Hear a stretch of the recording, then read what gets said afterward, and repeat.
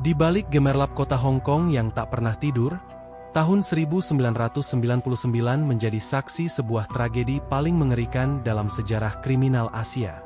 Kasus yang kemudian dikenal sebagai Hello Kitty Murder bukan hanya soal pembunuhan, tetapi sebuah kisah penyiksaan yang begitu sadis sehingga membuat masyarakat dunia tercengang.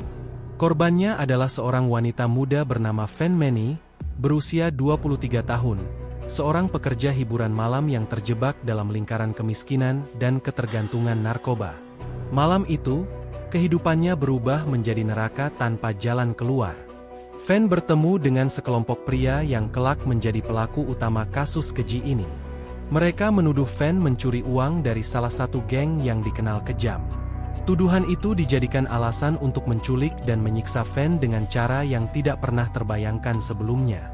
Ia dibawa ke sebuah apartemen kecil di distrik Kowloon, tempat yang kelak menjadi lokasi penyiksaan yang akan dicatat sejarah kriminal dunia. Di dalam apartemen itu, Fan tidak lagi dianggap sebagai manusia.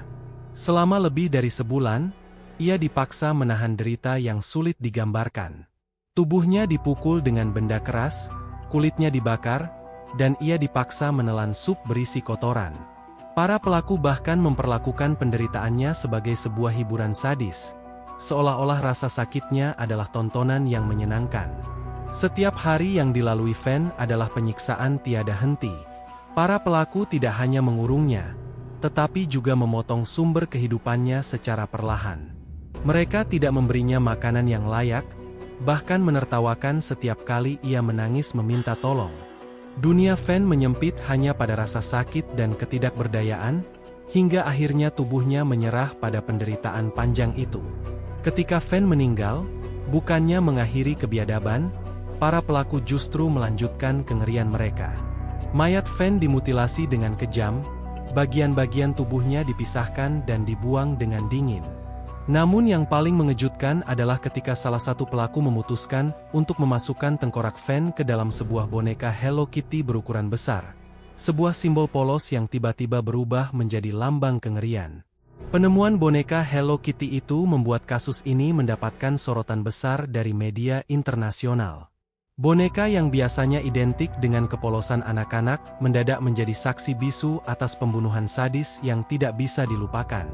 Boneka itu bukan hanya menyimpan tengkorak Fan, tetapi juga menyimpan simbol betapa gelapnya sisi manusia ketika rasa empati sudah mati.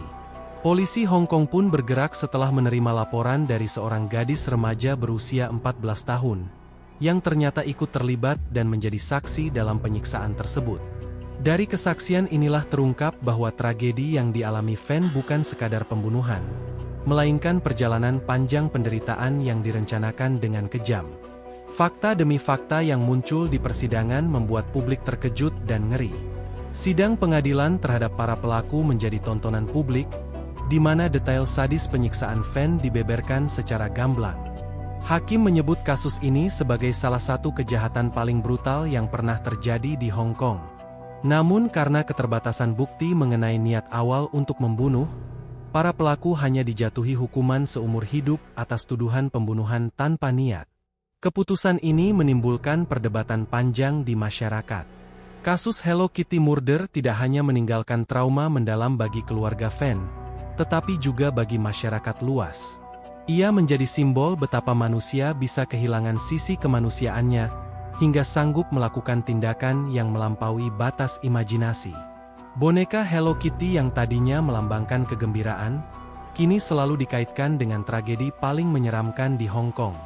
Hingga kini, kisah Fan Meni masih sering diceritakan dalam dokumenter, film, dan artikel kriminal sebagai peringatan bahwa di balik wajah kota besar yang glamor, selalu ada sisi gelap yang tersembunyi.